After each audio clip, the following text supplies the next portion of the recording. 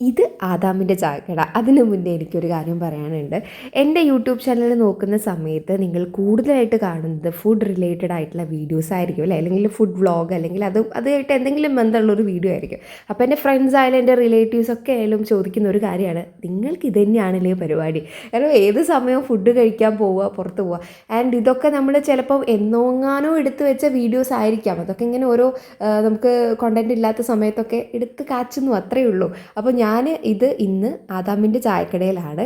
ഇവിടെ നമ്മൾ ഫസ്റ്റ് ഞാൻ ട്രൈ ചെയ്തത് ഉന്നക്കായ ആയിരുന്നു കേട്ടോ. ഇവിടുത്തെ ഉന്നക്കായ ഞാനിവിടെ ആദ്യമായിട്ടാണ് പോകുന്നത്, അത് ഒരു കാര്യം. ആൻഡ് ഇവിടുത്തെ ഉന്നക്കായ ഭയങ്കര ടേസ്റ്റ്. ഞാൻ ഇത്രയും ടേസ്റ്റ് ആയിട്ടുള്ള ഉന്നക്കായ പുറത്തുനിന്ന് വേറെ കഴിച്ചിട്ടില്ല എന്ന് വേണമെങ്കിൽ പറയാം. ഭയങ്കര ഉള്ളിലൊക്കെ നല്ല ഫില്ലിങ്സൊക്കെ ആയിട്ട് ഭയങ്കര ടേസ്റ്റ് ഉണ്ടായിരുന്നു. ഭയങ്കര സ്വീറ്റ് ആയിട്ടുള്ളൊരു ഐറ്റമാണ്. സ്വീറ്റ് ഇഷ്ടപ്പെടുന്ന എല്ലാവർക്കും ട്രൈ ചെയ്ത് നോക്കാം ഇവിടുത്തെ ഉന്നക്കായ. ആൻഡ് പിന്നെ ഞാൻ പൊറോട്ടയും ബീഫ് ഫ്രൈയും ആയിരുന്നു പറഞ്ഞത്. ബീഫ് ഫ്രൈൻ്റെ കാര്യം അടിപൊളി. കാരണം ഭയങ്കര തേങ്ങാക്കൊത്തും അതിൻ്റെ മസാലയൊക്കെ കൂടിയായിട്ട് നാവിൽ ഇപ്പോഴും എനിക്ക് വെള്ളം വരുന്നുണ്ട് ഇത് കാണുന്ന സമയത്ത്. അത്രയ്ക്കും അടിപൊളിയായിട്ടുള്ള ബീഫ് ഫ്രൈയും. എനിക്കങ്ങനെ ഫുഡായിട്ട് അങ്ങനെ പറയാനൊന്നും എനിക്കറിയില്ല.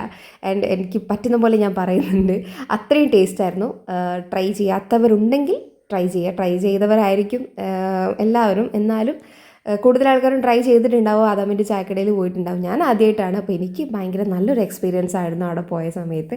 ആൻഡ് ഭയങ്കര പീസ് ആൻഡ് കാം ആയിട്ടുള്ള ഒരു ഏരിയ ആയിരുന്നു. ഞങ്ങൾ ആ സമയത്ത് പോയതുകൊണ്ടാണോ എന്നറിയില്ല. ആൻഡ് മൊത്തത്തിൽ അടിപൊളി.